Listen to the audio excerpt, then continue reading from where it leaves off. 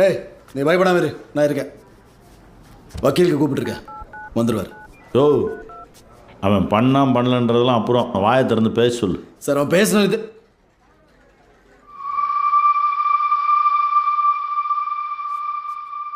டேய் நீ எதுவும் பண்ணல அண்ணே? தேட்டருக்காரனை நான் தானே கொன்னேன். காலையில் ஆதியை நம்ம கையில் கத்தி எடுத்து வந்தப்போ அவனை காப்பாற்றி சைக்கிளில் கூட்டிகிட்டு போகிறப்ப தேட்டருக்காரன் குறுக்க வந்து வழி மறிச்சு சின்ன பிள்ளை பார்க்காம கத்தி எடுத்து குத்த வந்தானே. வேணாம்னே நான் காலை பிடிச்சி கெஞ்சி பார்த்தேன். நான் காலை பிடிச்சி தெரியாமல் அவனை வார விட்டு கீழே வந்து வேணுக்கிட்டு நான் தான் அவனை தள்ளி விட்டேன். என்ன தப்பாக பிடிச்சிட்டு அடியடி நடிச்சேன்.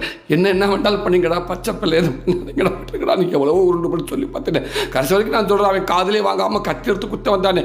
நீ எங்கள் குடும்பத்துக்குள்ளே வந்ததுக்கு அப்புறம் தானே எங்கள் குடும்பமே நாசமாக போச்சுன்னு அவன் தலைமுடியை பிடிச்சி தரதான் நிறுத்திட்டு வந்து தலையை ஒரு சுற்றி மரத்தில் ஓங்கி முட்டி கையில் எடுத்து கழுத்தப்பட்டு இருக்கு கொன்னே விட்டேன்.